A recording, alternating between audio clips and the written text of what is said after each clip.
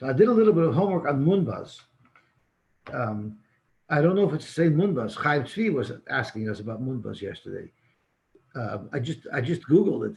Munbaz was a king. He was the son of Helene Hamalka, they had a kingdom at the north end of Syria.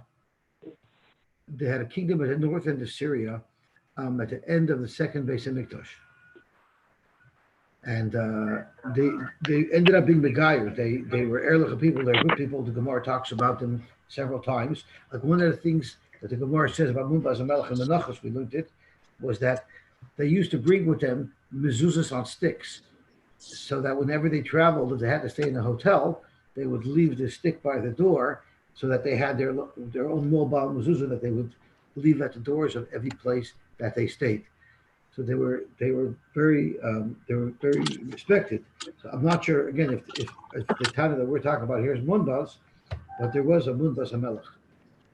Chaim, did you hear that? Yeah. Yep. Shkoyach. So thank you for reminding me that. Otherwise, I wouldn't have. I knew that this fellow was a tzaddik, and his wife was even a bigger tzaddik. But I never knew that he had the status to argue and speak to Rabbi Akiva as an equal. That's what I didn't realize. I hear. So now we know he even had a daya in the best measures. Exactly. Yeah, that's a whole new level. Yeah, indeed. Okay. Let me just get my screen share. David mit dem Meyer hat a daya. Now the expression goes. David hat a Maya hat a daya. Yeah. Yeah, and the man who makes the rules has the gold, or the gold. No, the man who has the gold makes the rule. That's the golden rule. It's interesting because I came to Tim Hortons for the last 2 days and they have no internet. So I figured, you know what? Let me go see where there is another internet, because otherwise it costs me 100 megabytes of data to listen to Yosy Simon. I know you make it worth it, but if I can get it for free, if I can get it for free, then Gavaldig. So I figured, you know what? While I'm driving around, and I'm actually driving right now on Wilson, I figured while I'm driving, I might as well tune into the shear, right? Even if I don't find it anyway, because I'm paying for it anyway. So then I tune into it, and you're already talking about Munbaz.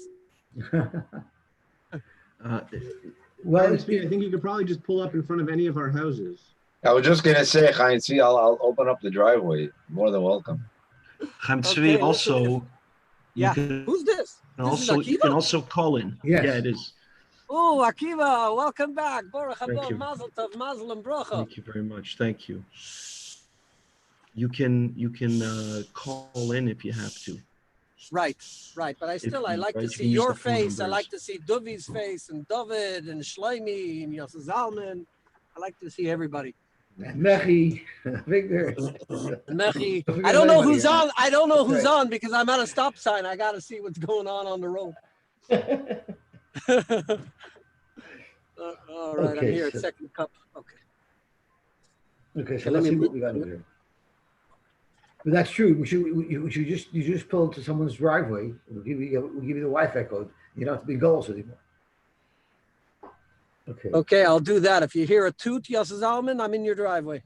Okay, so if you want, I can text you my Wi-Fi code. It's a very long, crazy code that was computer generated. No, please don't go to Yosy's, because Yosy's already, if he goes to yours, you're already milking the neighbor's Wi-Fi. Yeah, so he'll use mine. I'll give him mine. Okay. Yeah, I'll give him my Wi-Fi code. I'm milking the neighbors. Yeah. If it comes to it, we'll speak tonight. Actually, in my it's best because it won't impact the broadcast. Right, it'll just impact the neighbors. Yeah. No, I'll give you my Wi-Fi code for my router. I got it. Okay, Zok Tehele Gemara. We're on Tzamach Tes Amar Aleph, almost halfway down the Amid. We pushed a little far yesterday because I didn't want to stop smack in the middle of a thought. So let's see what the Gemara says. Tanam. Avos Malachis Arbon Chosarachas. There's a brisa that tells us that lists off the 39 malachas. But before it begins to list off the 39 malachas, it tells us we're going to list off 39 malachas. So the Gemara asks, Rabbi Minyan Lamali, we know how to count. We don't need a Tana to teach us how to count and to tell us that he's going to list 39. He can just go and list those 39, and will be able to count and realize that there are 39. So there must be a reason why the Tana spoke out that there are 39 malachas. So Omer Rabbi Yochanan said, Shim Osan Kulon Behela Mechad, if he did all 39 malachas without knowing that any of these were osir, so he did a shoyig on all 39 malachas, chayiv al kol achas va'achas, he'll be chayiv on each one. So the chiddush of the Tana is, sure, we know there's 39 malachas, but can you violate all those 39 malachas in one fell swoop and have a chiyuv of all 39 malachas in one shot? That's what the Tana is trying to tell us. How is he telling us that? So Rashi actually merits that. He's not explicitly saying it, but by the fact that he threw out a number, he was trying to hint to us that it would be possible to be over all 39 malachas. It would be possible to have a chiyuv of 39 chatois with one big halal.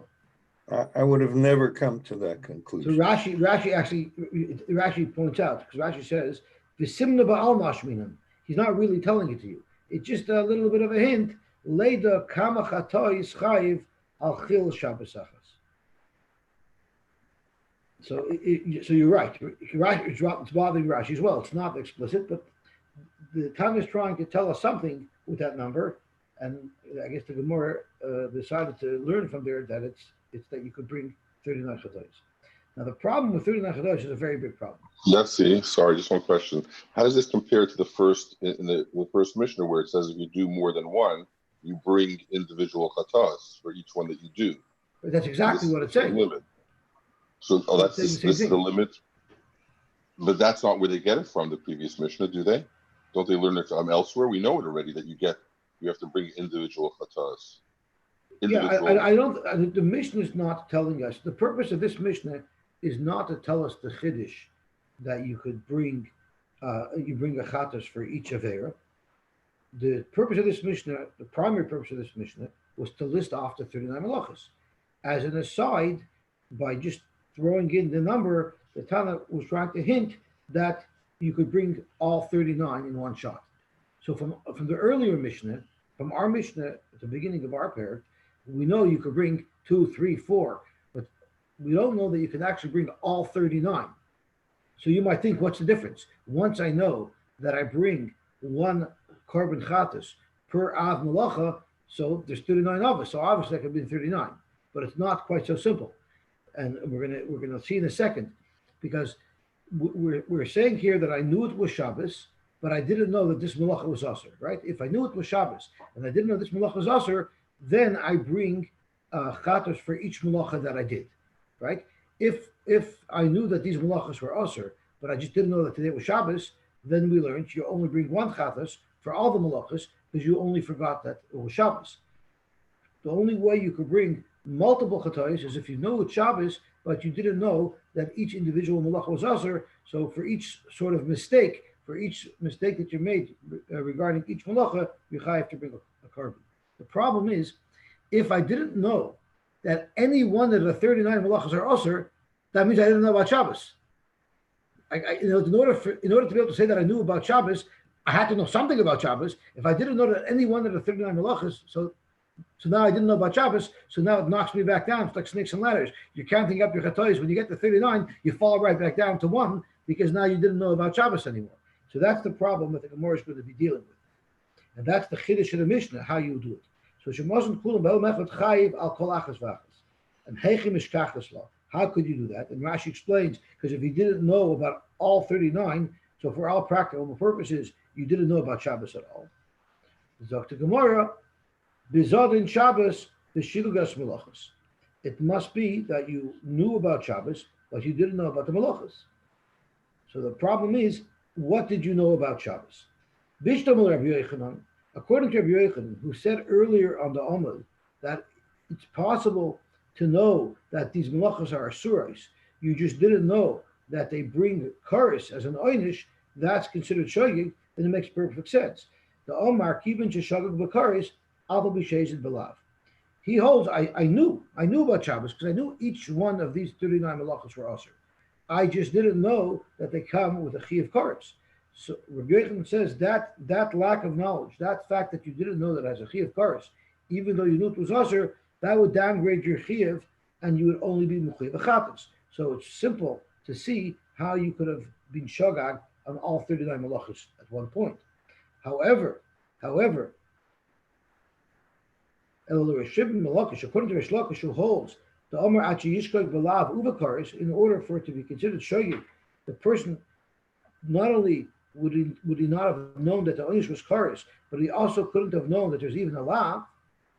So the Yodele the Shabbos, b'mai, exactly what did he know about Shabbos? How did he know that there's something called Shabbos if he didn't know that anything is usher? Just knowing that you make a kiddush in shul and have herring, that doesn't cut it. He has to know about the Isurim of Shabbos. So the Gemara, he knew about one Isur of Shabbos that's not included in any of the 39 malachos, and that is the Yoda B'Tchumen V'Alibud Rabbi Kiva. It's a machlokes if the halacha of Tchumen, that you're not allowed to go more than 2,000 amas away from the city, you're not allowed to go out of the Tchum, there's a shayla if that's midrabanan or if that's midiraisa. According to Rabbi Kiva, that it's deraisa, it makes a lot of sense because he might not have known anything about any of the 39 malachos, but he did know that there's something called Shabbos because he knew that he's limited to where he could travel. What about the positive, Yosy Simon? What about the positive mitzvahs of Shabbos? You know, like Kiddush. Beautiful. That's exactly the Tosfos' kasha that I was about to mention. That's a beautiful kasha. It's such a good kasha that Tosfos doesn't have a teretz. So if we look at the second to the bottom Tosfos, in the middle of the Tosfos, it says Teimelari. Damai loika Omer the Yodel ol Shabbos ba'asei. Dichsiv v'yoyim hashvi tishbot. Uchsiv nami u'shmartim es Shabbos. There are asay mitzvahs regarding Shabbos. So why couldn't the Gemara say, according to Rish Lakish, I was aware of Shabbos because I knew of the mitzvahs asay. I just didn't know about the mitzvahs lois asay. So that's a beautiful, beautiful kasha. And Tosfos asks it. So Shkoyach Chaim Tzvi. It's so much more geschmack to speak out of Tosfos when the oil jumps on me with the kasha, because it's geschmack to scratch when it itches. To scratch before it itches is not so geschmack. So Shkoyach. Okay, so let's see what the Gemara says later. But don't those things mean something else? It doesn't tell you about Isser.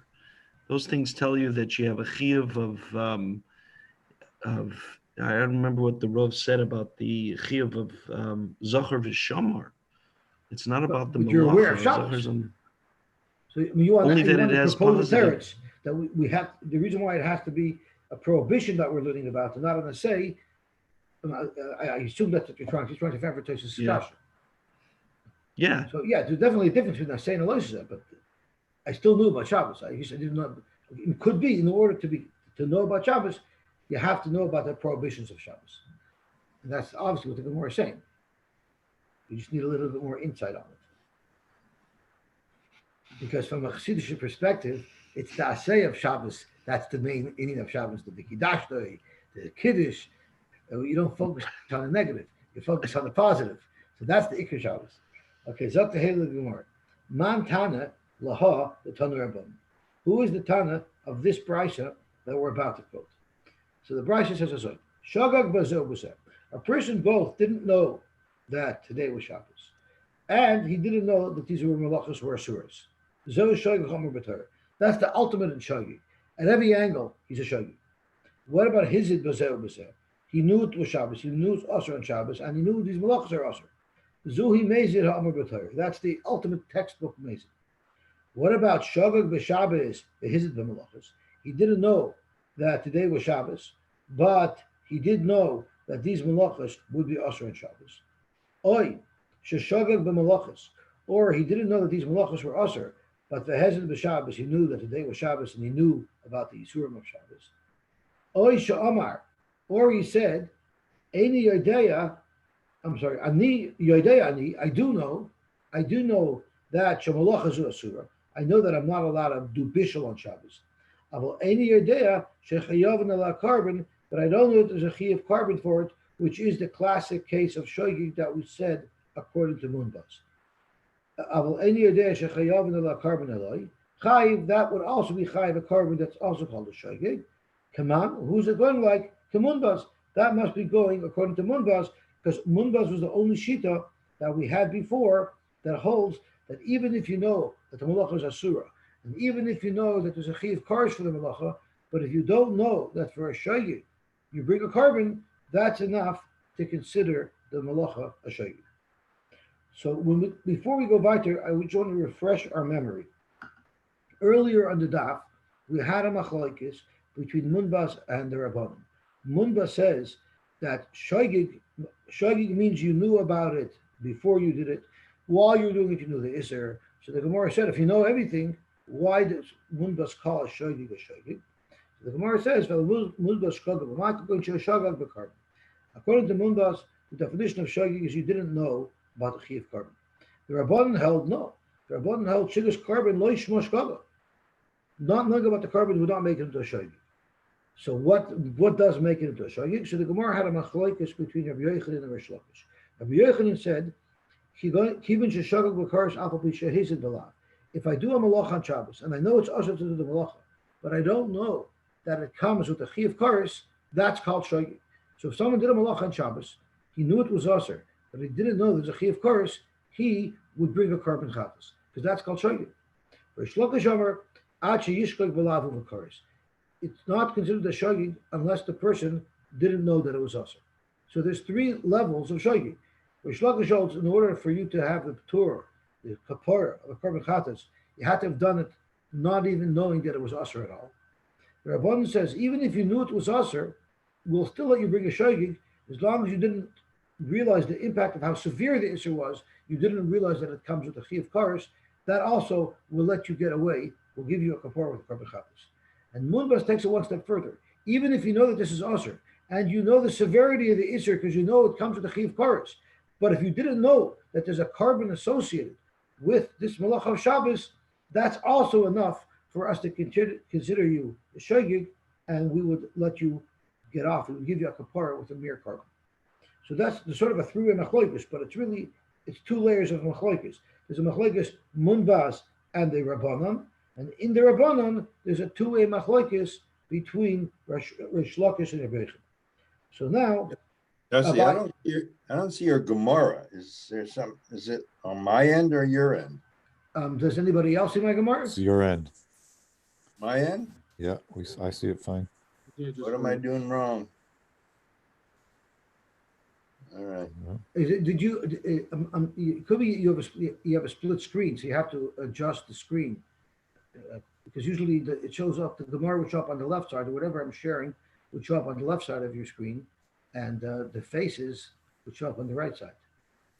You know if there's a Gemara, but you don't know if you can see it, or you don't know. I'm not sure if that's showing you or not. Very good. All right, I'll try to figure it out. Okay. Omer Abaye, Hakoil Moedim, everybody agrees, B'Shvuos Bitoy, She'ein Chayovin ala Carbon Ache Yishkak Balav Shaba. So Shvuos Bitoy, we'll see Rashi on the very first wide line. He made a Shvua She'oichel or Veloy Oichel. He either made a Shvua about something that he intends to do in the future. He makes a Shvua that today I will eat a piece of cake, or he made a Shvua today I will not eat a piece of cake. That's on the lahaba. Or the lisha'avar is he swore that I ate a piece of cake yesterday, and in fact I didn't. Or I swore that I didn't eat a piece of cake yesterday, and in fact I did. Yeah, that happens more when I get interrogated. Tati, what happened to the cookies in the cookie jar? I promise you it wasn't me. So that's a shvua shelo yachalti. So the halach is chayiv ola carbon. There's a carbon shvuas bitoy if you make one of these four false shvuas. Uchsiv bei, and it says regarding the shvuas bitoy v'nelam, meaning the hainu shogig. So if you swear and b'mezid you swear false, then you don't have the kapara of a shogig for the shvuas bitoy. It's only in the case of a shogig. So on that, the Gemara discusses what would the shogig be when you're making a false shvua. So the Gemara says, "Akol moedim the shogig shalah, the shogig relative to the shvuas bitoy im nishka shaloi oichal va'achal." If he swore that I will not eat cake today, and he ended up eating cake today, einei chayiv, you will not be chayiv the carbon. Ela imkein shokach shvu osoi kishach. he had to have forgotten that he made a shvuah not to eat when he ate it. That's called he was unaware that he was prohibited from eating this cake. He made a shvuah, he's not going to eat cake today. And when he comes to eat the cake, he forgot that he made that shvuah. So he was shogeg b'lav because he forgot that he was under the oynish of a lav if he would eat this cake now, because he forgot that he made the shvuah. Tosfos actually disagrees with Rashi, and Tosfos says that what it means is, I'm reading the bottom Tosfos, not that he forgot that he made the shvuah not to eat. He knew he swore not to eat, but he forgot that there's an isser to make a false shvuah. So those are the two different options in how there would have been a shogeg. He made a shvuah that he will not eat cake, and later on he ate the cake, either because he forgot that he made the shvuah, like Rashi says, or because he forgot that you're not allowed to swear falsely, which would be Tosfos' pshat. So let's see what the Gemara says. Omer Abaye. Everybody agrees by shvus bitu she'ein chayoven ala karban at yishchak b'lav sheba, unless the shogeg was that he didn't even know that it was usher. Now, if we stop for a second just to analyze what our options are, Rish Lakish holds any shogeg in any avera is only a shogeg if you didn't know that it was even usher. But according to Munbaz, it could be a shogeg even if you knew that it was usher, even if you knew that there was a chi of kares for those averas that have a chi of kares, as long as you didn't know that there was a carbon. So it might be saying that even Munbaz, who claims normally that you can do an avera knowing that it's usher and knowing that it's a chi of kares, as long as you just don't know that one detail, that it might have a carbon associated with it, that's enough to call it a shogeg. But by shvus bitui, he would say that you had to not know that it was usher. So that's one option as to what Abaye might mean. But there's another option as to what Abaye might mean. Abaye might be talking about Rabbi Yochanan. Rabbi Yochanan said that in order to be considered a shogeg, even if you knew something was usher, as long as you didn't know that it has a chi of kares associated with it, Rabbi Yochanan considered that as well as a shogeg. So you could say, Pshat Abaye, that he's going to consider Rabbi Yochanan, that even though by all other averis, it's enough to consider it a shogeg if he just doesn't know the severity of the issur, because he doesn't know that it's chiv kares. But when it comes to shvus bitui, the only way to have a shogeg is if you don't even know that it's usher. So we have two options on how to learn Abaye, and that's what the Gemara is going to probe them. So Akol Moedim, Man Rabbi Yochanan. This has to be Rabbi Yochanan. It can't be Munbaz. So I gave an option that Abaye is talking according to Munbaz. It can't be Munbaz. Why not? Zokt Rashi, the reason why it can't be Munbaz, Al Karchen Abaye Lava Pluk to the Munbaz V'Rabbanan Kai. It can't be saying, Abaye cannot be saying a Chiddush about Munbaz. The Lashma'inan trying to tell us the Moida Munbaz Baha that Shigagas Carbon Lo Havishkaga. You can't say that Munbaz is making a concession related to Shvus Bitui, that if the only thing I don't know is that it's associated with the carbon, that's not considered a shogeg. The Mehechetesi, how would Abaye know that? Why in the world would Munbaz differentiate between a shogeg of Shabbos, where he said it's enough if you just didn't know that there's no carbon, that there's a carbon associated with it? So why can't you say the same thing over here? By Shvus Bitui, he knew that it was usher, and he remembered that he swore not to eat, but he didn't know that there's a chi of carbon involved. That would be a shogeg. It's even a kavachomer that Munbaz would surely agree that by Shvus Bitui, even a shilgas carbon is enough to give him a chiyuv. Why is that? What's the kavachomer? Hashta, b'chol ha'torah kula, by all the other chiyuv chatoyis in the Torah, the lekech chiddush the carbon the two. There's nothing unique. They're all classic cases of carbon chatas. Nevertheless, Omer Munbaz said, the mechayiv b'shilgas carbon. If you merely didn't know that there was a chi of carbon here, but you knew that what you're doing was usher, and you knew that what you're doing comes with a chi of kares, he still holds that we consider it shogeg if you didn't know about the carbon.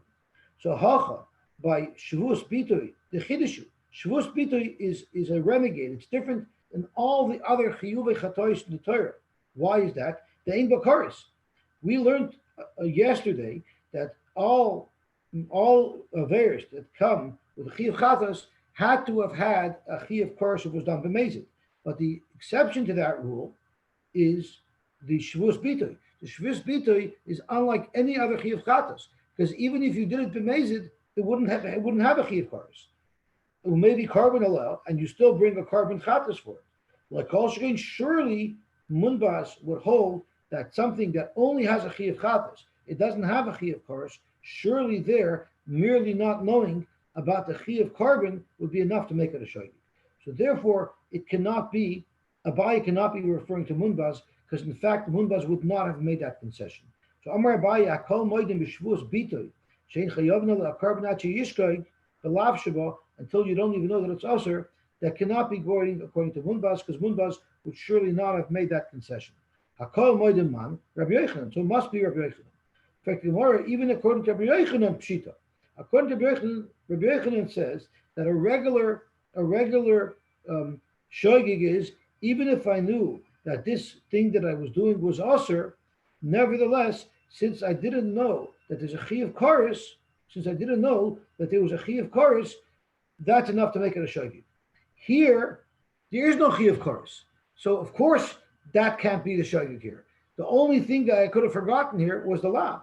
And that's exactly what the Gemara says. Kik Omer Rabbi Yochanan, where did Rabbi Yochanan say that it's enough to make it a shogeg, even though you knew what you were doing was Aser, as long as you didn't know that there's a Chiyuv Karis?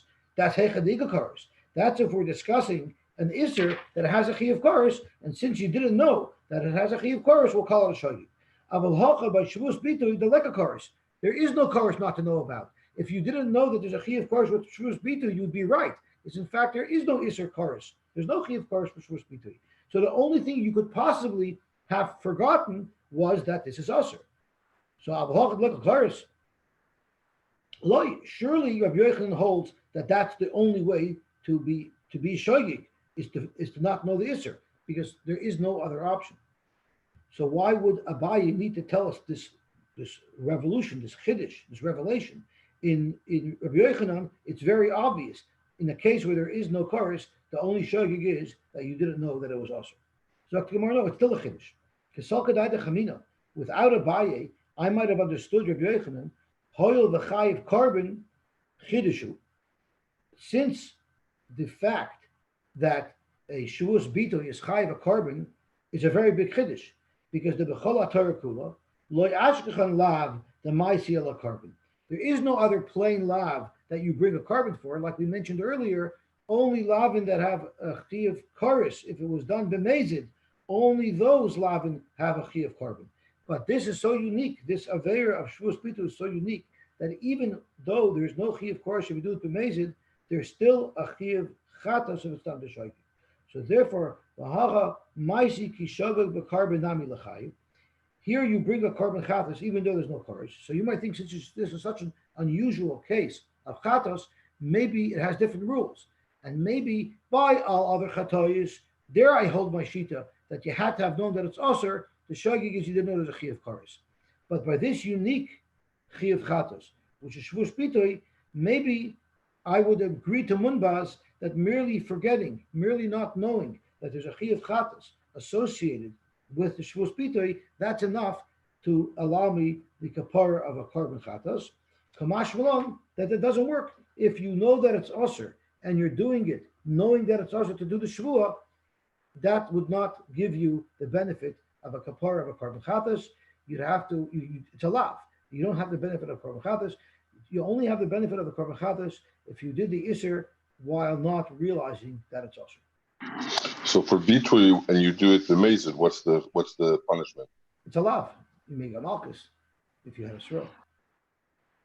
And just because you don't get a punishment, it doesn't mean that he doesn't have an avera sitting on his head. Bringing a chatos is a leniency. We're allowing you to get away with a mere carbon chatos, and you're not going to be subject to a bigger punishment someday. So we'll only give you that concession. We'll only allow you to get off scot-free with a carbon if you didn't know what you were doing was Aser. But if you knew what you were doing was usher, you did it anyway, and you just didn't know one little prat that there's a chiyuv korban involved, you're still too guilty to bring a korban chatas. Munba says, no, if you didn't know that little thing, that's enough to remove some of your guilt. Because maybe had you known that this affair is associated with the chatas, maybe you would have refrained. So that's enough to make it into a shogeg. Thank you very much. Okay, Zok the Hele Gemara weiter. May say the Gemara has a kasha. Ezeu shigodas shvuos bitul l'sha'avar. Now we discussed that there's 4 ways to be over shvuos bitul. You could be swearing about something that occurred in the past, like what I have to do every morning when the cookies in the cookie jar are missing. I have to swear that I didn't eat those cookies. So that's swearing on the past. And then there's swearing on the shavar. I make a shvua, I will not eat those cookies from the cookie jar, even when you're not looking. And if you eat them, that's a shvuos bitul. So the Gemara is, the Bryce is probing, how can you have a shvuos bitul l'sha'avar? What is the problem? What is the problem with shvuos bitul l'sha'avar? It's very simple. I swore that I didn't eat the cookies. There's a problem with that. And Rashi tells the problem with that is, Zok Rashi, the second Rashi at the top of the Ahud, B'shlema la'abo. If I'm swearing I'm not going to eat cookies from that cookie jar, the way you can have a shogeg with a chi of chatas is later on in the afternoon, I forgot that I had sworn in the morning that I wouldn't raid the cookie jar, and I took a cookie. So that's how it was over. But if I'm swearing on something that already occurred, if I swore that I ate and I really didn't eat, or in my case, I swore that I didn't eat cookies from the cookie jar and I really did, ain't kan shogeg. That's not a shogeg. So how could you possibly bring a carbon for it? Why isn't it a shogeg? Let's analyze it. The ikasavar sha'achal b'shasha nishba. If at the time that I swore that I ate, I forgot and I actually thought that I ate, so it was an honest mistake. I wasn't swearing falsely. I actually thought that I ate. Well, that we have a special pasuk to teach us that ain't a chayav carbon. A lack of awareness. If you didn't realize, if you forgot that you had not eaten, and you swore that you ate because you forgot, that wouldn't lead to a chayav carbon anyway. The Tanya b'shvuos ha'adam b'shvuah. The wording of the pasuk is ha'adam b'shvuah. You have to be a man. In other words, you have to have your full faculties, and you have to be fully aware when you're making that shvuah. Prat la'anus. That would exclude an anus. What is an anus? Claimer adam b'shvuah, she adam b'shas shvuah. He should be a man b'shas shvuah. Should they die to Allah b'shas shvuah? Uparshinin lahasam, and the Gemara in Shvuos tells us lafuki kehagavna. If you made a shvuah that I ate because you actually thought that you ate, but you had forgotten you really didn't eat, that would not be considered where there's a chiyuv shvuah. So because of that, we need to find out where, in what case, can you possibly make a shvuah on l'sha'avar, and it wouldn't be an onus, and you would have a chiyuv carbon for. So that's what we're probing. So ezu shiga shvuos bitui l'sha'avar, when I was swearing about something that happened in the past, because stamas are swearing about something that if I didn't know at the time, so I swore that I ate. If I didn't know that I didn't eat, that's an onus. The Gemara shvuah says there's no shvuah. And if while I swore I knew that I was swearing false, that's not a shogeg. That's amazing. So where do you have the shogeg on the shavar? Zok the Mishnah or the Brisa. Shem Amar Yedei Ani Sheshvuah Zu Asura. If I said I know for sure that this shvuah is asur to make. In other words, I know that I really ate, and I'm swearing here lo yachalti. I know I shouldn't do it. But I didn't know that the liability for swearing false would give me a chiyuv carbon. Chayiv am chayiv. So this proves even according to Abraham, this proves according to everybody, the only way you can have a shvuas bitul of l'sha'avar is the only possible thing that you could have forgotten was that there's a chiyuv carbon. Because if you forgot that it's usher, that's an onus. If you forgot that you were lying, it's also an onus. And if you didn't forget, you're amazing. So how could you possibly have a case of swearing false to l'sha'avar and it's a shogeg? The only possible way is if the shogeg was that you didn't know there was a carbon. And that's shver because we just learned on Omer Aleph that Rabbi Yochanan disagrees. Rabbi Yochanan and the Rabban disagree with Munbaz. And they hold that a shilgas carbon is not a shogeg. Zok Gemara Hamani Munbasi. This brisa that says that merely not knowing that there's a carbon is consistent with munbaz.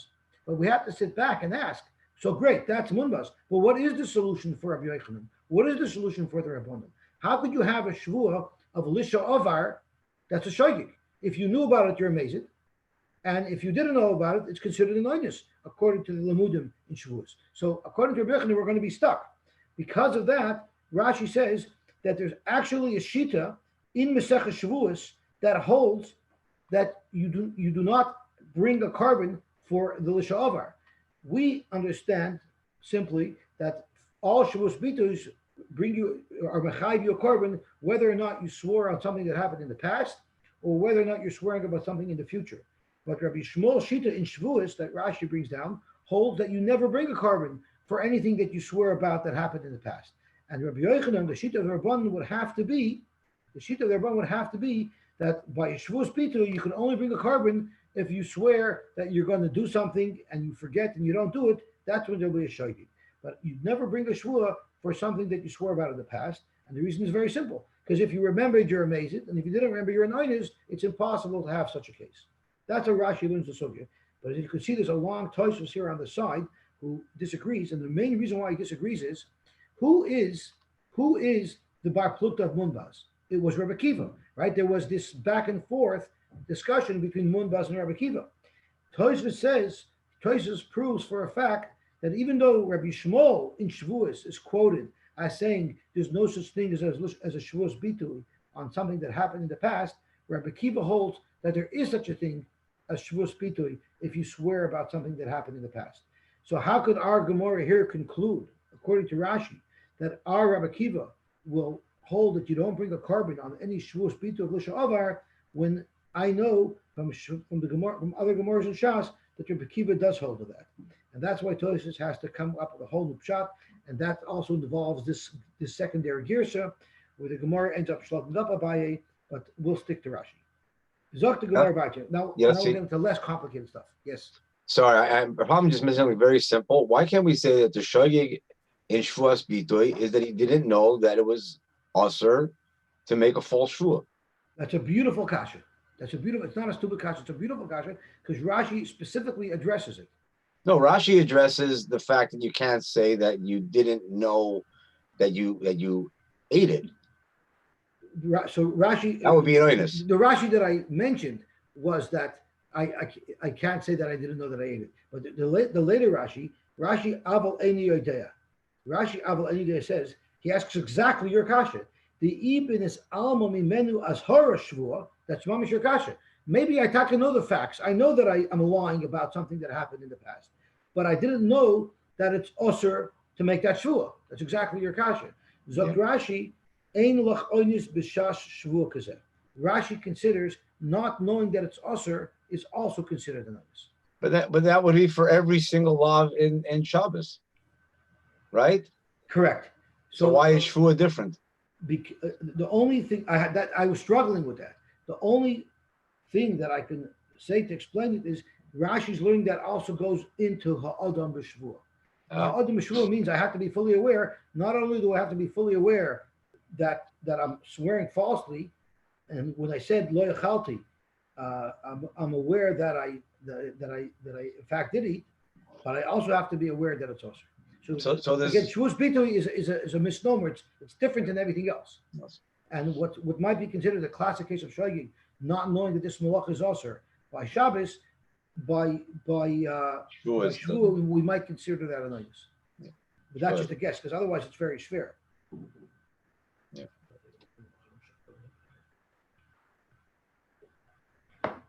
But it's a beautiful kasha. It's a beautiful kasha, and Rashi asks it. And I don't even have clarity in the teretz. I'm speculating that it goes into that. It goes into that rule. Zok the Haleb Gemara Vayter. V'amar Abaye. Abaye said. Let me just see what I have written down over here. Oh, that's Vayter. V'amar Abaye. We actually have some interesting Gemaras coming up. V'amar Abaye. Hakol moedim with truma. Everybody agrees by truma. Shein chayovin ala chomish at sheyishkal b'lav sheba. The halacha is if one eats truma, if a Yisrael, a Zor, eats truma b'mezid, knowingly, he is chayiv misa b'dei shemayim. He's not chayiv paris. And if a Yisrael eats truma by mistake, not knowing that it was truma, then what he has to do is when he pays, it's not his truma. He obviously ate somebody else's truma, so he has to pay back the truma. So let's say he ate $10 with truma. He has to give $10 to the kohen whose truma it was, and he also has to add a fifth onto it. He has to add a fifth. So we're sort of comparing the choimish of the truma to the carbon chatas, and because of that, we're going to, and we know that you only bring a carbon chatas by a shogig, you only give a choimish by a shogig. So the Gemara now is probing what is the shogig by truma. Everybody agrees, but truma she would not be chayv and choimish at sheyishkog belav shaba. You had to have not known that there's a lav involved here. So either you didn't know that it was truma, or you didn't know that eating truma is also. So Gemara, Akol Moedim Man, who is Abaye trying to talk about? So it goes back to the same thing. It can't be Munbaz because Munbaz holds that you don't have to be shogeg b'lav shaba. Munbaz holds that you could be shogeg in merely not knowing the onish. So Rabbi Yochanan would go according to Rabbi Yochanan. Pshita, it's pashit that Rabbi Yochanan holds b'lav shaba for the same reason why we said it earlier on Amud Aleph, related to Shavuos Bitoy, because according to Rabbi Yochanan, if there is no chorus, you can't be shogeg with chorus because there is no chorus here. So the only thing you could have shogeg with is that you didn't know that it was also. Zok to Gemara, no. Here you can say that the shogeg is that I didn't know about the Misa B'dei Shemayim. He Omer Rabbi Yochanan. Where did Rabbi Yochanan say that it's enough of a shogeg if you merely didn't know that there's a chi of chorus? That's hechadika chorus. That's by an iser that has chorus involved. But hechadika chorus. But in a case where there's no chorus, like by truma, because even if you eat truma b'mezid, it doesn't come with an isser chorus. It only comes with the isser of misa b'dei shemayim. Loy, I would think not. So more ma'udetema misa b'makom chorus emedes. You might think the chiddush of Abaye is you might think that Rabbi Yochanan considers the misa b'dei shemayim oynish by mezid of truma, just like the chorus by mezid of Shabbos, and therefore v'chi shagag b'misa nami lechayev. And maybe Rabbi Yochanan would agree that if you ate truma, knowing that you were not allowed to, you just were unaware that it had a chi of misa b'dei shemayim, you would still be able to have the benefit of a carbon chatas. Kamash malam, that misa b'dei shemayim is not chorus, and therefore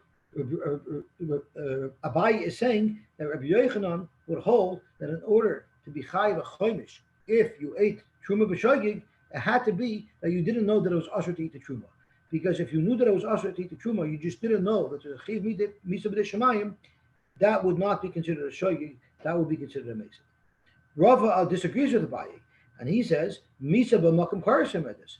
The misa b'dei shemayim by truma takes the same role as chorus by Shabbos, and therefore and the choimish is b'makom carbon kai. So therefore, Rava will say Rabbi Yochanan would learn this very similar to the way he learned at Shabbos, meaning that even if I knew it was usher to eat truma, when I ate that truma, I just didn't know that there was a iser of misa b'dei shemayim associated with it. That would also make it into a shogig. So again, we have a machlokes here between Rav and Abaye. What is the shogig of truma? And the machlokes is all in understanding what Rabbi Yochanan said. By a regular iser that has chorus involved, such as the iser Shabbos, Rabbi Yochanan holds that even if you're doing a malacha on Shabbos and you know that it's usher to do that malacha, if you didn't know that there's a chi of chorus associated with it, we'll consider it a shogig and we'll let you bring a carbon. But by truma, if you ate truma and you knew that it was usher to eat that truma, you just didn't know that there was an isha b'dei shemayim, a misa b'dei shemayim, there Abaye holds, Rabbi Yochanan would hold that that's not a shogig. It's only a shogig by truma if you don't even know that it's usher to eat the truma. And Rava holds, Rabbi Yochanan says the same thing by truma, that if you ate truma and you knew it was usher, you just didn't know that there's an isha misa b'dei shemayim, you would still have the benefit of a carbon.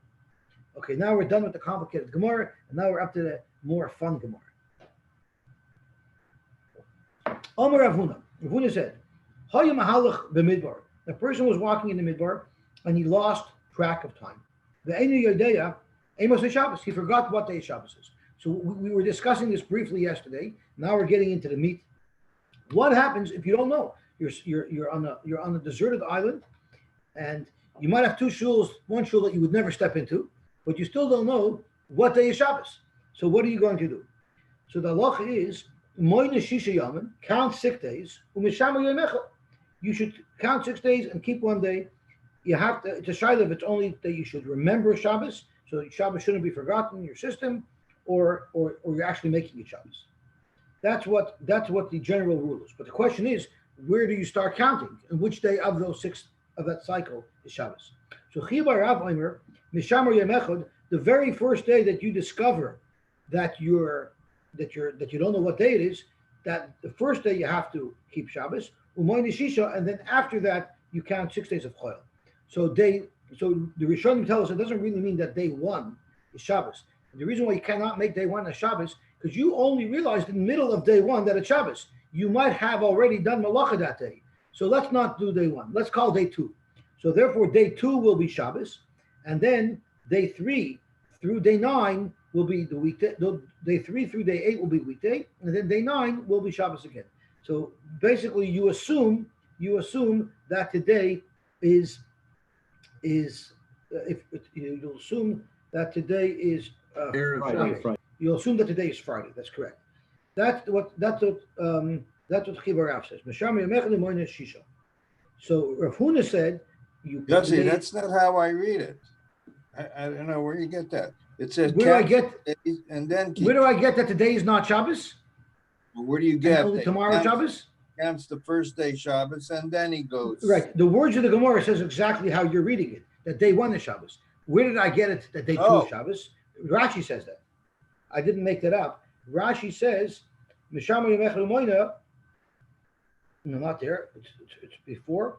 Moida Vav. Mishama Yom Echad U'Moina Vav. V'chol Yom Shesam Aliboy Einim Mishamer. Every week, the day that he discovered that he didn't know where he was holding, that day he would not consider Shabbos. He would consider it Friday. The Shema also Malacha. He might have done Malacha that day already before he realized that it might be Shabbos. So even though the Gemara says you count, you're Mishamer 1, you count 6, the day that you're Mishamer is 1, Rashi and all Rishonim tell us is really day 2.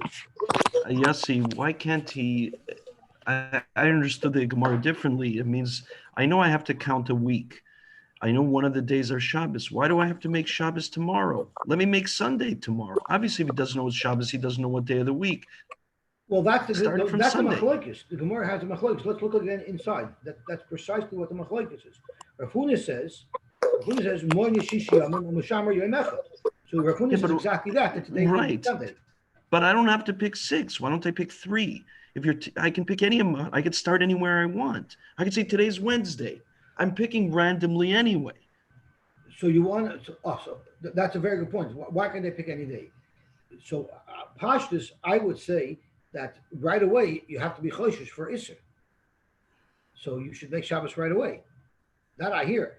Once I'm pushing it off 6 days, then I hear your kasha. Why push it off 6 days? Maybe Shabbos is in 2 or 3 days. So I don't know. That's a very good point. Why is it that either the first day is Shabbos or the last day is Shabbos? Why can't you say any day in the week is Shabbos? When the Gemara gets into a better explanation of their shittas, it'll be a little bit better, but I don't think it'll fully for your kasha. But we'll be able to soften your kasha. We'll be able to be mamtik the kasha, but we won't be able to for it completely. So let's see what the Gemara says. I understand why you count 6, because the pasuk says Sheshes Yom Taver, right? But who said that today is Sunday? Maybe today's Wednesday. Well, so no, maybe I should you don't know. So what do you do? So you right. So Akiva is asking. So once I don't know, let me pick any day I want to make Shabbos and start from Wednesday. That's what Akiva is asking. Yeah, I understand. But this is the fun Gemara we're getting. Akiva knows the answer. Akiva knows the answer. Come on, this is the fun Gemara. Somebody's, I don't want to send me, the sooner the better. Why should I wait for Shabbos? But to me, really, Erev Shabbos, I would make today right away Friday. That's what I'm saying. That's why it makes sense. Oh, Erev Shabbos, now I have a chance to prepare. Because Erev Shabbos is just as important as Shabbos. That's what Chiya Barav says. Yeah, that's what I mean. That's Akiva, unfortunately for you, that's the story you like, that he gets slugged up in a minute. Yeah, I know. I'm sure.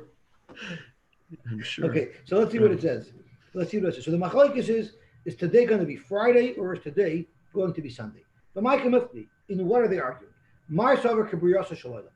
One Mandabar says that when you're starting your new cycle, follow the new cycle like Briyas Shaloyla. And Briyas Shaloyla it started with Sunday. So since you're starting your own new cycle now, we suggest that you start from Sunday. Umar Sover, but the Chibar Rav holds, Adam Arishan. We're like Adam Arishan. Adam Arishan was born on Friday. So since he was born on Friday, when you discover that you have to create a new cycle, consider yourself that today is Friday. You were traveling. And you didn't know which day was Shabbos. Your Mishamar Yom Echad, Lishisha 4-6. My love, the Pashut understanding of this brayta is, minus Shisha, you'll count first 6, and then afterwards you Mishamar Yom Echad. So who said? Loy. Maybe it means Mishamar Yom Echad minus Shisha. Zok Gemara, it's not mistaken to say that. Because if, in fact, the brayta meant to say that you keep the first day of Shabbos and then you count 6, then Ihachi Mishamar Yom Echad Lishisha, why would the Tana have said you keep Shabbos 1 out of 6? It should have said Mishamar Yom Echad U'Moyne Shisha Miboyle. It should have said it should have said you keep 1 day Shabbos immediately and then you count 6. But the fact that it just says keep 1 day out of 7 Shabbos and it doesn't address today when it could have easily said keep today, clearly teaches us that it must be that you start counting from Sunday. That's kasha number 1 under Chibar Rav. But Tanya, we have another attack on Chibar Rav. It says, a person was traveling, and he didn't know when Shabbos is. Moina Shisha, you count 6, that's explicit. That you start counting from Sunday. Tiyufta, Chibar Rav, Tiyufta. So the halacha is, if someone finds himself in the middle of nowhere and he has no idea what day of the week it is, he designates today as Sunday and he starts counting from there. Now, the question is, what does it mean you keep 1 day Shabbos? The fact of the matter is, it is possible that every day is Shabbos. Every day is now a Suffolk Yisr. You're not allowed to work, do malacha every day, because every day might be Shabbos. But you're not mechuyev to starve to death, so every day will let you do enough just to sustain yourself for that day, because that's already pikuach nefesh. Everything else is going to be a problem. Except for the day that he designates as Shabbos. Fact the Gemara, what you want him to die that day if he doesn't take care of the day that he designates as Shabbos? And everybody asks, what do you mean die that day? Everybody could fast for 1 day. So they bring down that when could you fast 1 day? You could fast 1 day if you're healthy, all the time. But if you're barely eating enough to survive every day, then you can no longer fast 1 day, and then it will be dangerous. And they actually used this Gemara to be matir in World War I, where people were starving to death. They were matir to eat kidneys on Pesach, because even though technically you might say someone could fast, can eat less a whole Pesach, but when people are compromised to begin with, you're allowed to violate halacha to eat because it is considered a sukkah. So Dr. Gemara about what about you're not allowed to fast on Shabbos? I guess it's a question. If it's a question of doing malacha or fasting, you're probably better off fasting. So tomorrow the Abed Me'esmo Shtei Parnosos. No, it means the day that you designate as Shabbos you can't work at all, but the day before you work a little extra so that you'll have enough for the day that you designated as Shabbos. For tomorrow that doesn't help you. But Dimo Me'esmo Shabbos Havoy. What do you benefit? Since every day is a Suffolk Shabbos, why should you violate 1 day for this purpose of another day?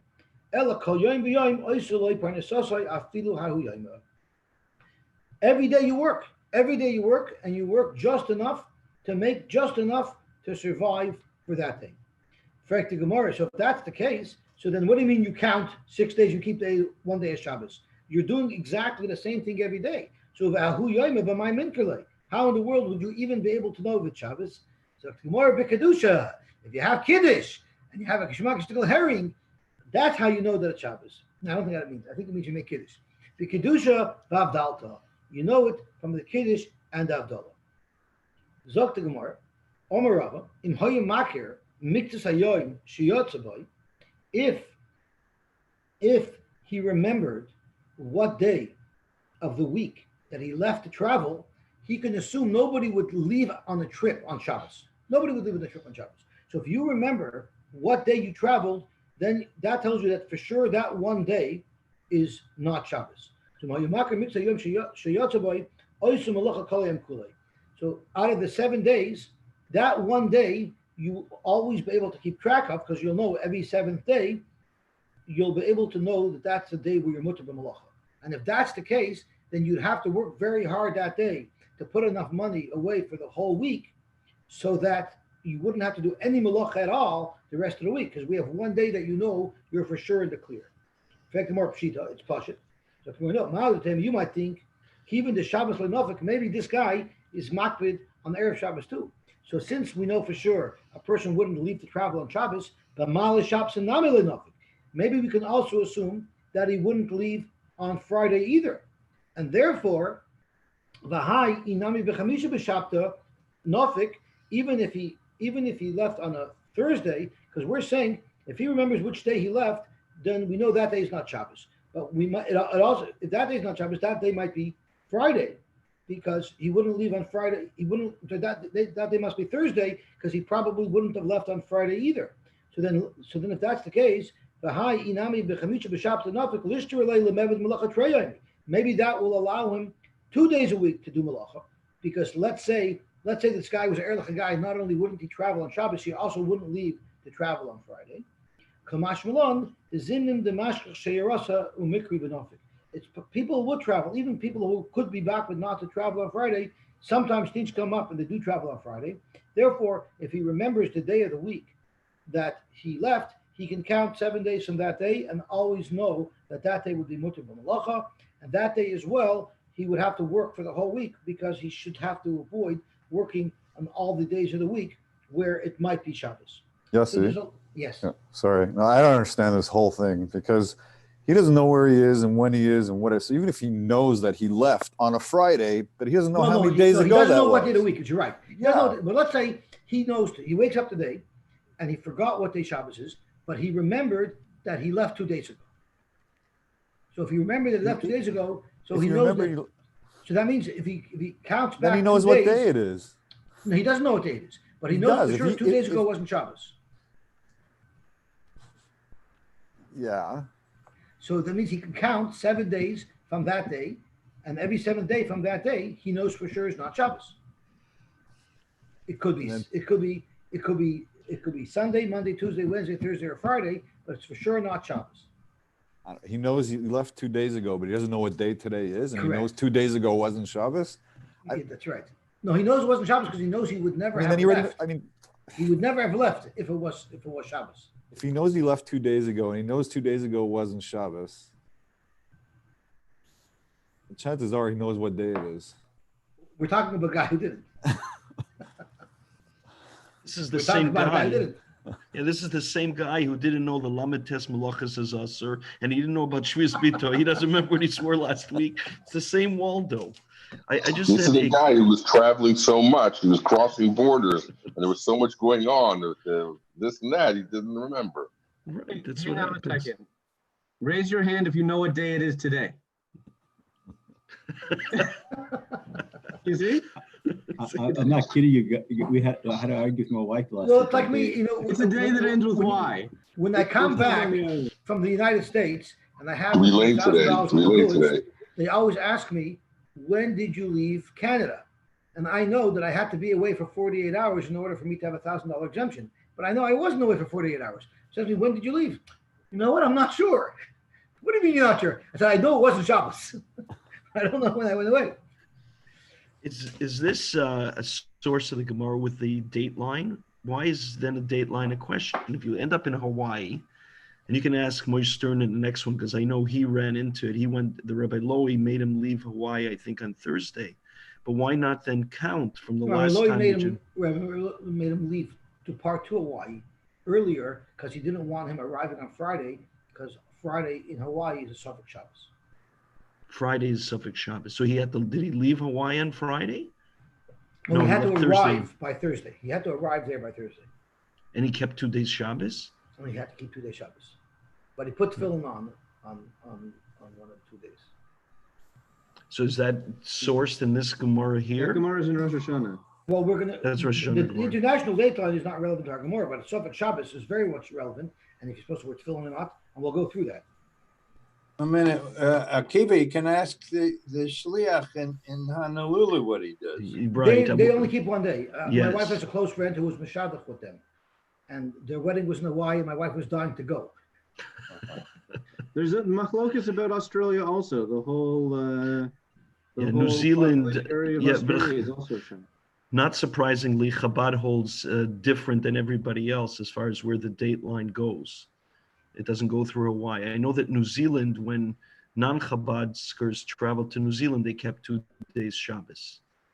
Because New Zealand is an even bigger question than in Australia. So the big issue that we have that they ask on the sugya that the Londonan tumble about is why don't you go bus a roif? Roif days of the week are not Shabbos, so why can't you follow the roif? That's what they're going to ask. So What does that mean? It What never do you keeps mean? I don't Shabbos? understand that. Yeah, 6 out of 7 days are not Shabbos, so go bus a roif. Yeah, but one of them Yeah, is. Basar So Rov what never are you keeps supposed to do? So on every day you should be able to do malacha because you know that you go bus a roif. But one of them is. Right, right, but it's exactly the same thing when It's Batal b'shishim. it's exactly the same thing when you have you have 10 pieces of meat. Each piece of meat you're allowed to eat. If you don't know if it came from the trefa pile or from the kosher pile, you go bus a roif. And But you can can't all the eat. meat You can't eat all 10 pieces together. You couldn't eat all 10 pieces. You can't eat them together. together. I'm doing one day at a time. Yeah. That's So that's the shaila. So the Magen Do we Avraham say says, that by chaylev also? Do we say that by something that's a chiyuv chorus? sure. We say that by a chiyuv chorus. So we know that there's a halacha of kol kavul kemechza mechza v'chol depor hol chacharoi. Meaning, if there's a plaza and in the plaza there's 9 kosher butchers and there's 1 trefa butcher, and I see a package of meat on the floor in the parking lot, we can assume that this came from a kosher store. Kol depor, this meat separated from one of these stores, we can assume you go basarei. But kol kavul kemechza mechza. If you went into the store to buy and you don't know which store you went into, this is the same guy who doesn't know what day it is, a guy who went into one of the 10 stores, and he didn't know which store he went into, then even though 9 out of the 10 stores are kosher, then he's not allowed to eat the meat. Because that's called kol kavua kemechza mechza. When you're going into a place, then everything's a 50-50 chance. But kol deporish hol chacharoi. So the Magen Avraham wants to say that when it comes to what day of the week it is, that's called kol kavua. I'm not taking one day way. I'm going into the day, so to speak. So it's called kol kavua. So there's 2 mahalchim in how to understand why you don't go basaroi. The Pri Megadim says that since everybody else in the world knows what day of the week it is, you're the only one who doesn't. That's called very nicker. When the isser is very nicker, then you don't go basaroi. You can't be soymach and roiv when it's very easy to tell apart, just because you can't. So that you would not be allowed to rely on roiv in that case. And But according to that answer, you don't know you're doing the wrong day anyway.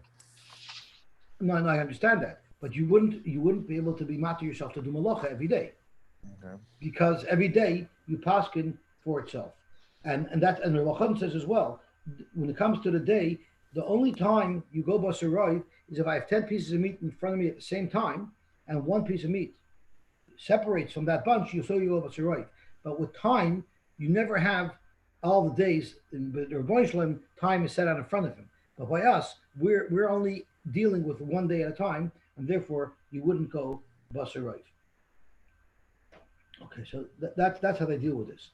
Now the shaila is, what do you do about davening, and what do you do about putting on tefillin? So the Mishnah Berurah actually discusses this. It's a whole sim, so I'll just run through it quickly. Now the reason why it's coming out blurry on the screen is because it's blurry on the page. It's a very poor print. Ha'hoilech b'midbar ve'eno yodei masai hu Shabbos moine shivi yomim miyom shenosan aliboy shechachtoi. From the day that he realized he doesn't know where he's holding, he should count 7 days. Umakadesh hashvi, and on the 7th day you make kiddush v'avdalah. V'im yesh lo b'mimal l'sparnis. If he has food and he doesn't have to do malacha, also lo lasos malacha klal ad sheyichle ma sheyesh lo, until he uses up his provisions. V'oz yasem malacha b'chol yom, and then he could do malacha every day. Afilu b'yom shemakadesh boy, even the day that he makes kiddush on, the day that he designates as Shabbos, he could do malacha on that day as well.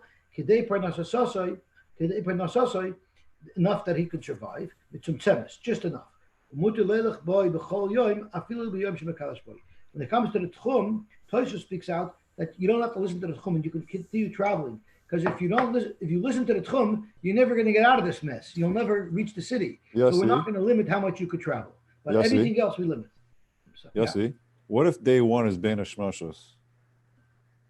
What if when you discover it, it's Ben Hashmashos? Yeah. So is that day one, or you wait till nighttime to be day one? I don't know. That's a very good question. And then you count day two. Yeah. I don't know. That's a very, very good question. It's a very good question. Okay. Let's see what the Mr. Burr says. When somebody became a captive, that happens in wars. If a pilot shot down, he wakes up in captivity and he has no idea where he is. Sometimes using the English date, you could figure it out. From the day that he became unsure, Shabbos. The day that he discovers that he doesn't know what day it is, he counts as Sunday. You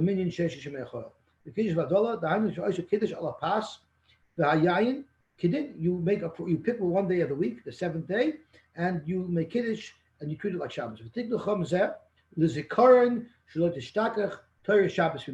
you're not really being Makam the mitzvah of Shabbos, it's just because we don't want Shabbos to be totally forgotten from you. If he doesn't have the wherewithal to make Kiddush, he doesn't have wine, he calls out that tefillah. He's also going to daven the Shabbos to get davening on that day. And you'll be yoyche the Shmoyne Esrei midaraisa with a Shabbos to Shmoyne Esrei, even though today might be Choil. Afilu Mayom Hu be'emes Shabbos k'mavur l'il b'sumin reishan alaf v'shavur ein jom. V'gam yavdol b'tefila, you should say Havdalah Shomer Atach Anatonu v'yoyche b'zeh abitchach mitzvah Havdalah. V'miyeshloi. So this is about the food, but let's see where he talks about how you daven. And yes, just before you go up, that first line in the Mishnah Berurah, based on what, the non-Jewish calendar? No, if you could tell from the English date, and you could figure out from the English date what day of the week it is, that would also be allowed. So the guy is telling, where's he finding the English date from? He has a calendar? He has an iPhone. He knows the English date, so he can do a conversion. He can go to a conversion. I don't know. I guess if he's a smart guy and he's able to figure that out. So I wanted to see where he speaks about Probably would be a smart guy because he'd be the type of guy that wouldn't know what day it is. Yeah, but he has a bit of information in front of him. If he knows it's May 5th, so then he should know it's Tuesday. It's not possible. I don't know how he'd figure it out, but somehow. Yeah. If he has a calendar, then he knows. Well, no. What if he has a Goyish calendar? If he has a Goyish calendar and he doesn't know the day of the week. That's what he doesn't know what today is. He doesn't know if today is Tuesday or Wednesday or Thursday. That's why I understand what if he's able to figure out. I'm not sure how you would do it. I don't know what he's referring to, how someone will figure it out. But if someone is able to figure it out from the Goyish calendar, what it is, then he could do it. Well, if you knew what day Rosh Chodesh was, right, then you know that in 4 weeks it'll likely be Rosh Chodesh on the following day, one more day, days, right? And so if Rosh Chodesh was on Wednesday, then you wait until, can't you wait until the next time the moon is gone and assume that that's probably Wednesday? I don't know. That's a good question, but that's also actually unfortunately, we get the whole Shiloh. What about for Yom Tovim if you don't know what day of the month it is? So that's also something. The moon changes that much from day to day that you would know between day one and day two what day counted for Rosh Chodesh. You would have to wait until the next time that there's either a full moon or no moon. Yeah, but that's if there's a full moon, then you'll know that it's 14 days since Rosh Chodesh. Yeah, but then you have gone through 2 Shabbosim. Yeah, but that's besides the Shabbos. Okay, so this is all speculation. Let's see what the Mishnah Berurah says. What you do with tefillin? Well, the Indian tefillin. This is in the Bir Halacha. The Indian tefillin near lefini stati the chayav lenichbo. You would have to wear tefillin. The roiv hayamim hem yimei choil. Since roiv yimei choil, you'd have to put on tefillin every day. The tzorach lemezel basaruba. You have to go basaroi. Mashoyis Kiddush, he's making Kiddush. How could he also put on tefillin the same day? Because the Mashoyis Kiddush, hurak l'zikaron ba'alma k'depirish Rashi. And that you're also to do malach every day, because the Rabban considered like a kavua means you don't go basaroi. The yom zeh shal Shabbosu, the chalal kavua gomer midiraisa, Even if you want to say that it's mamish midaraisa and isser malacha, because every day is a suffix Shabbos. So how could you with tefillin? It's still a suffix, and therefore you'd have to wear your tefillin. Even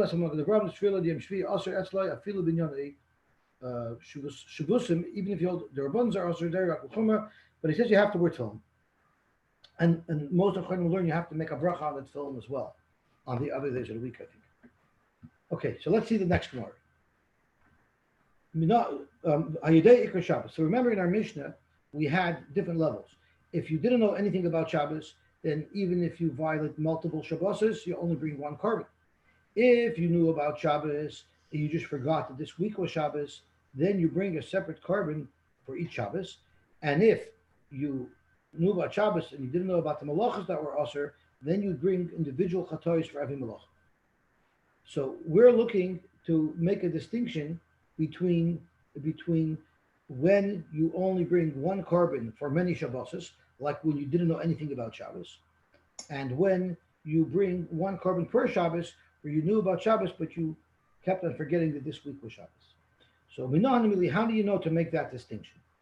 Omer Rav Nachman, Omer Rabba Bar Avua, Trei Kroi Ksivi. It's because there's two psukim. It says V'shamru b'nei Yisrael es HaShabbos. So that's Shabbos in singular. There's a shmir and a singular Shabbos. And then it says V'shabsoi my multiple Shabbos you should watch.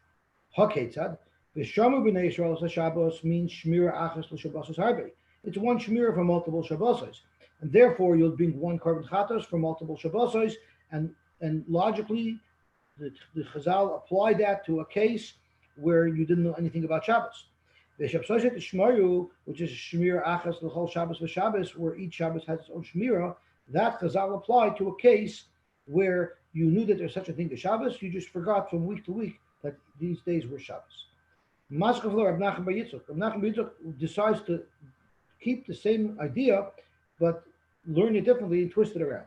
Adrabah, Ibcha Mistarper. Let's say V'shamru b'nei Yisrael es Shabbos means Shmira Achas l'chol Shabbos v'Shabbos.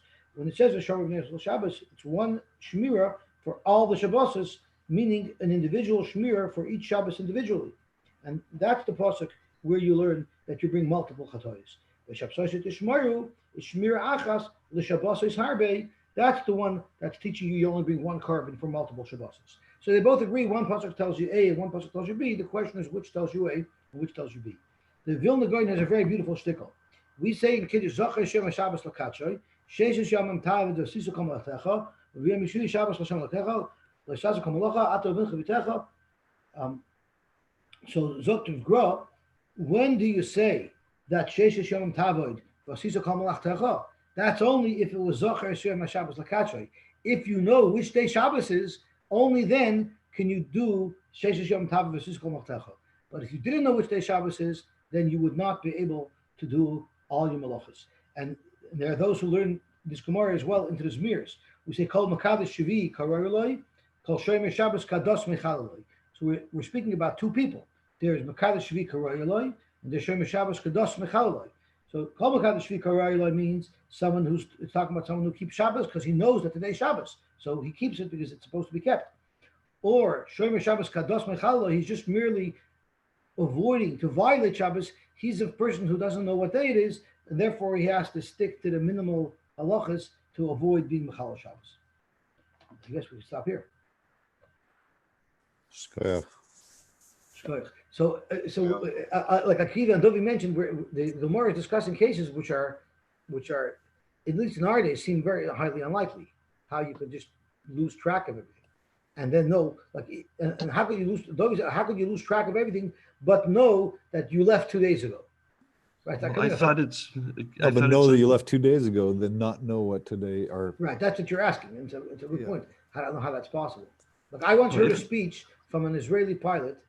He became a Baal Tshuva. He had no legs, but he was on prosthesis. He couldn't even tell that he couldn't tell that he was handicapped. He spoke once at a Dirshu function, and he told us he was shot down in the Yom Kippur War over Syria. He was a pilot, and he was in captivity for a long time. He said that they operated on him without anesthesia at the time, but he said he was in the plane. All of a sudden, boom, he has no idea what happened. And then one day he wakes up in a Syrian hospital. So he had no idea what was Shabbos, what was not Shabbos, but he didn't know how many days ago he was shot down either. But if somebody would have told him that he was shot down 2 days ago, maybe then he would have been able to count them there. But, It's very possible. In the old days, a person's walking through a forest and then he bumps his head and he wakes up and he really doesn't know how long he was out for. I mean, today all you do is go to your Chabad house. I want to know where this area is, but my son's yeah, looking but on for that location. on that island with Lost, there was no Chabad house. Right. which is a kasha minei bay. How is it possible that there was no Chabad house there?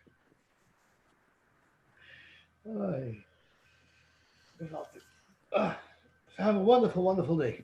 Be well, shkoyach, Nice to see you. Akiva, have a good day. Thank you. You too. Thank you, guys. Thank you very much. Enjoy it. Chaper Yeah. You're having bruchas tonight? My old stomping ground. Yeah, well, Where? today, Crown Heights. Shlomi, you want me to broadcast from in front of your house tomorrow? Nah. Knock on the door. I have two Shlomi, you addresses. used to live in Crown Heights? No, my father. Wow.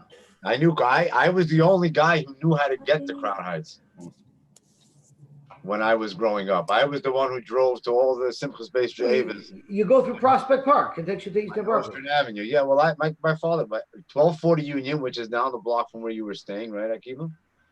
Yes. And 249 Crown, which is the corner of Crown in Brooklyn. That's where my grandma lived after my grandfather was nifter. Yeah, we daven and at Kiddah House, we daven on Eastern Parkway in the Belzer Stiebel. Akiva, the only way I know to get to Eastern Parkway is because I have to go through Eastern Parkway to get to the Interborough on my way to Queens. No, it's called Jackie Robinson today. That's called Jackie Robinson, yeah. Akiva, when are you getting back? Monday, there's a wedding. I wanted to stay here for Shabbos Sheva Brachas, but there's a wedding in Baltimore on Sunday. So we're going to drive by there and then head home Sunday night. Or, You're not going to go Who's going to do all your shopping for 2 weeks? we're looking, I'll Chaverim, I don't know. Let me know if you need anything. Okay, I promise you, like Rosenblatt says, What? the war was over 75 years ago. I'm not hungry. You gotta go see Ebbets Field. It's still around? When we used to drive by. My father would stop all the time. My father even remembers going there for Shabbos afternoon to watch the games. It was walkable. If you go down Empire Boulevard towards Bedford, towards Williamsburg. Who played there? You used to be able Empire to goes in. Yeah, but Empire goes east-west. Williamsburg is north. Shlomi, who played there? No? the Brooklyn Dodgers. Dodgers. Oh. My father used to go watch Shabbos games through the fence. All those streets turn at some point. Yeah, it's right down Empire. You go towards the Rogers way, not towards Nostrand goes all the way through to Williamsburg, right? Nostrand, right. Yeah, the area between here and Williamsburg used to be. You were scared for your life if you walk through there. But I have to tell you now, it's hipsters. It's being renovated. Chabadskers are slowly moving in. That's on the north side of Eastern Parkway. I told you that my grandfather was not only the only Jewish person on his block, he was the only white person on his block. They called him the rabbi. He had a parking spot in front of the building, and nobody parked there. There was a pimp that watched his car, and that was the rabbi spot. The only white people on the block. Wow. The building's still there. I went out to Google Maps. Couldn't believe it. Yeah, most renovations here. Yeah, gotta go. Okay, thank you. Where's Yosy? He's got to stop the feed. Did he go? Oh, he shut off his Yeah, he has to stop the feed. Okay, Nishkeferlach. I'll come back on. I'll close it. Shkoyach. Okay. Duty yesterday was unbelievable. No, you guys were. I didn't. So you had that screen at the end of the table. So it was like we were sitting at the table. How big was that screen? It was very large. It was very large. Yeah. The issue was that the screen originally I set up. I mean, I didn't know how to film it, so I brought both computers. I had a camera at each end. I don't know if you noticed. There was one from the north end of the table and then a south end of the table. Yeah, no, I saw that. Yeah, and then what I wanted to get on the screen was a computer feed. So the computer feed, I could see as many people as possible. Uh-huh. But the problem was that the internet bandwidth was low, so it wasn't projecting enough video. We couldn't see it, and it was cutting out. So we had to connect it to a phone, and on a phone you don't see Right. the entire page. Right. You gotta I don't know. keep swiping. Right, you have to keep swiping. That's why I wanted to say. Right. No, it was amazing. Kiva, you know what? It was really amazing. Like in the beginning, I was thinking, like, what's this guy? You know, it's like it's gonna. But you know what? It was in some ways you were able to do things that you normally wouldn't be able to do. Like, Right. you know, Right. have people there that wouldn't have been there. Right. Yeah. I don't know. You guys got a hold of Barry, and you had Engel and I Rabbi was shocked Lowy, to see things like that. Binyamin. I had no idea he was coming. I guess. Who called him? I guess somebody called him. David must have called him. So I don't. Binyamin. Barry. What? Okay, sorry. My thing keeps pausing. I keep freezing. Who called him? I don't know who called him. I didn't find out. I imagine David called him. I guess David must have called him. Wow. Yeah, I don't even think what? He didn't get the memo about the dress code either. He never did, really.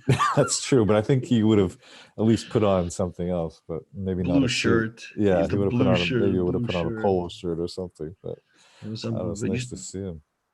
Everybody got dressed. You guys were all eating, right? No, we were eating. Yeah, I didn't wait for you though. I was starving. I just no, but Shlomi's unbelievable. Shlomi did not eat until you guys were eating. Yeah, he's like very disciplined. Oh my gosh, I'm serious. No, but it was. You know what? It was really.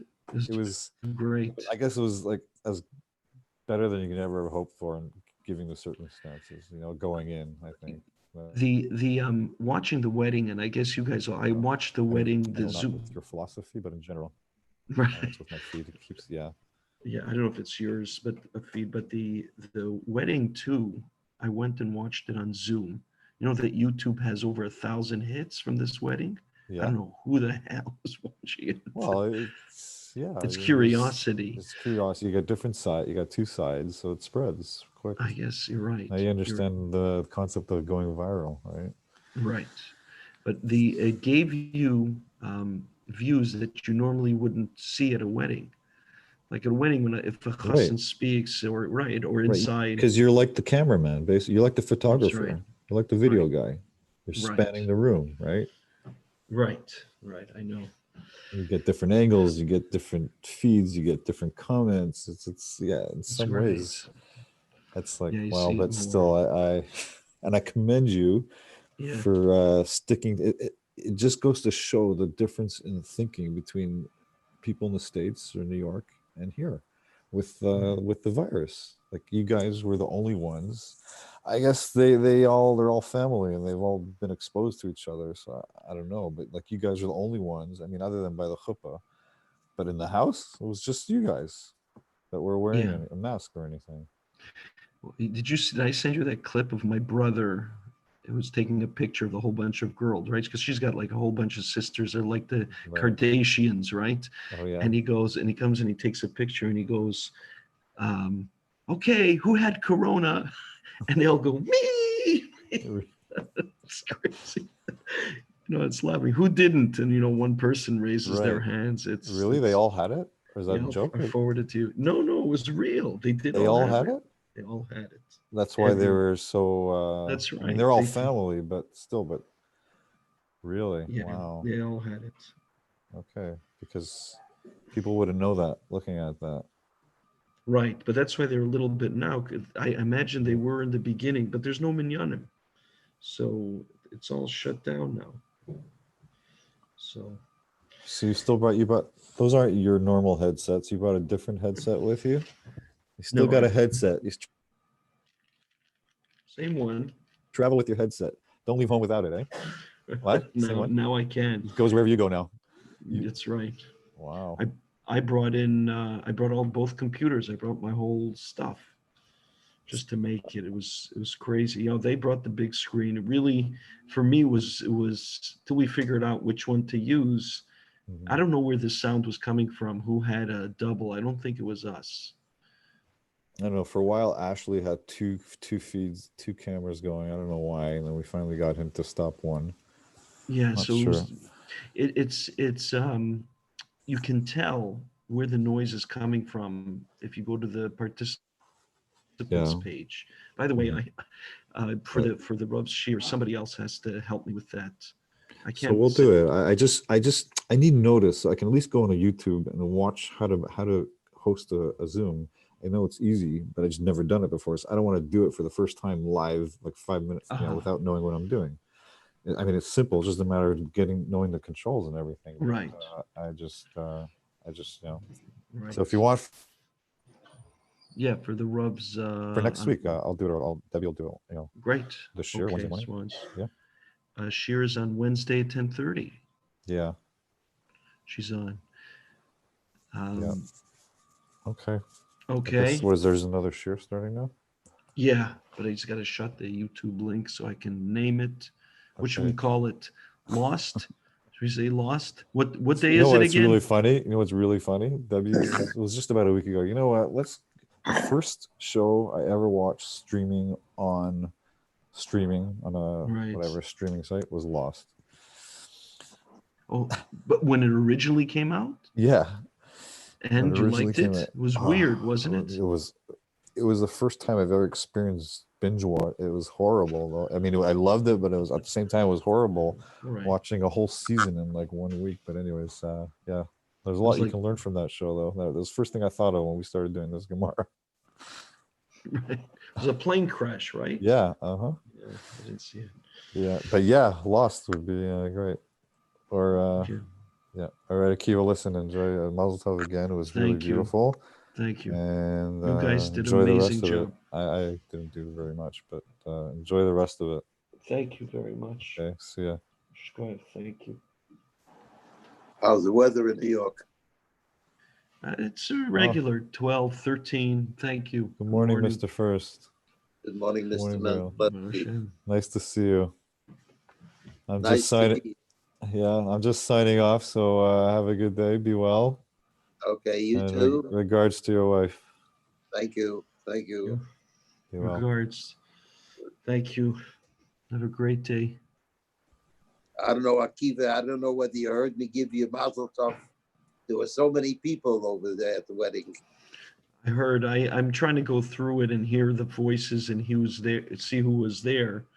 I know that in between the first and second period, because there's 2 breaks, right? There's one after the Badek until the Chuppah, and then from the Chuppah, the second intermission, right? I'm speaking hockey vernacular, but the first one, Shlomi went around and people wished Mazel Tov. So I'm trying to chop everybody who said it, but thank you, Yeshua Koyach. You watched it live? I watched it online, and I saw some of the streets that I remember. B'Neurai. Yeah, it was quite a scene, quite a spectacle. Ay.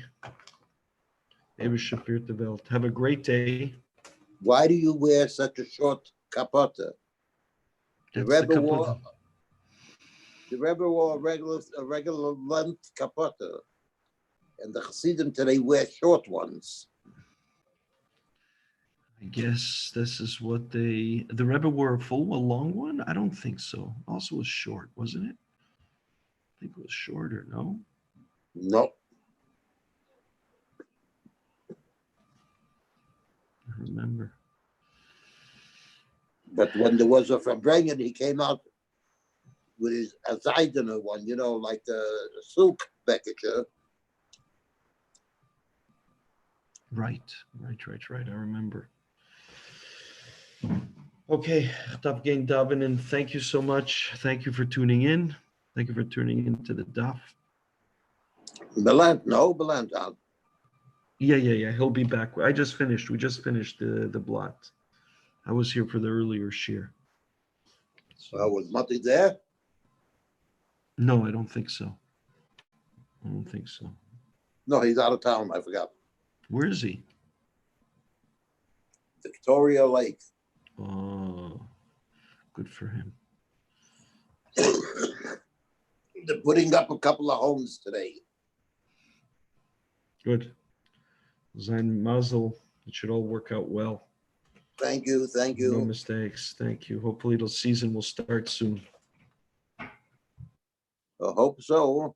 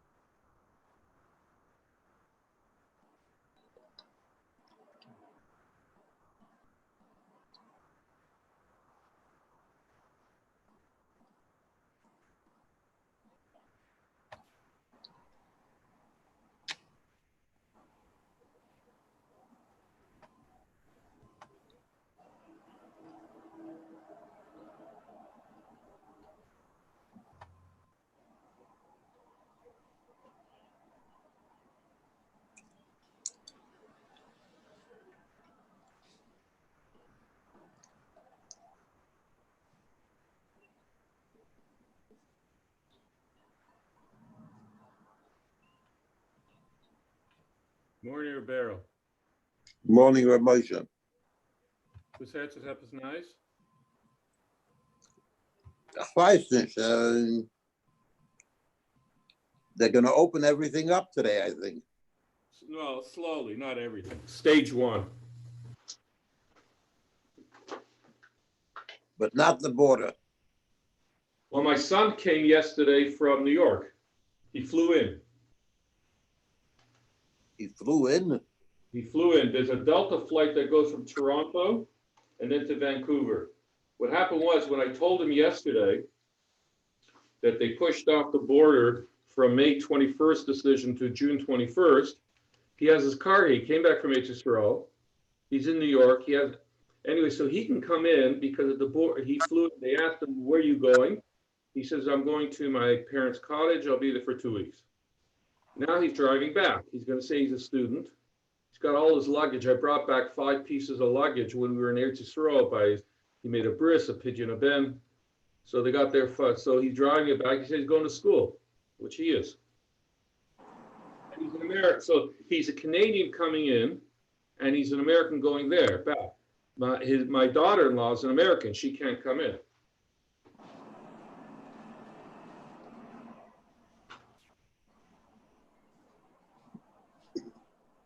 Like Beryl, you're an American. You can go down to the States.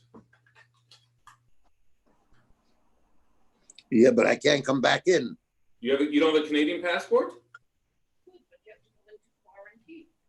But I have to go into quarantine. You're in quarantine anyways. We're all in quarantine.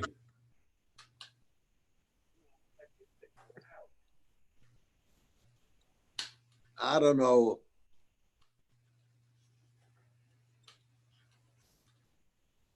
Could you imagine me being stuck in New York? My son's stuck in New York.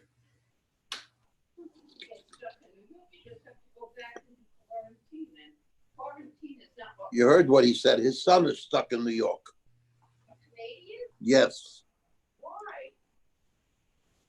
Because when he flew back from Israel, he was the flight to Toronto. He thought would be canceled because it was so he scrambled to get to New York at least. Oh, so that I heard from New York here. Yeah. So, but he came to get his car. They've been there for 2 months. He flew to Miami. They flew to Miami a few weeks ago, and they paid $19 a ticket. Yeah. Yeah. They paid more for the from Philadelphia. They paid more for the luggage than they paid for their tickets. Yeah. His wife is American or Canadian? She's American. American. Yeah, he's staying by his in-laws. That's why he's stuck there. That's for sure. Yeah. Morning. But he already had COVID. They all got it there. But they don't know if you could get it again. That's why they don't know, and they don't know if He was tested again, and the test said that he's negative for COVID, positive for the antibodies. But are the tests 100%? Who knows? I don't know if I'm 100%. Nobody knows. Yeah. Right.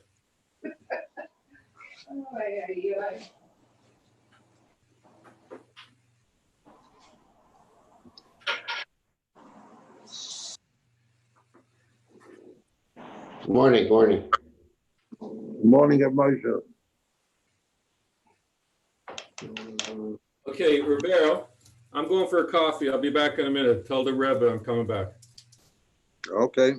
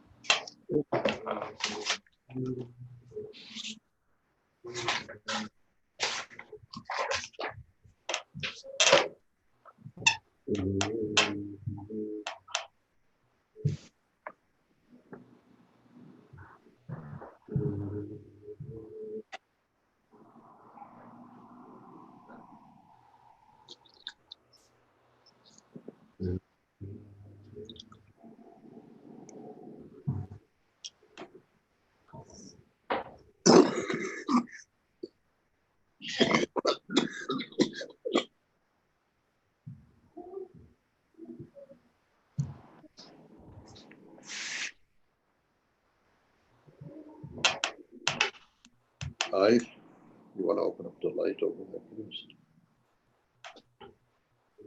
Thank you.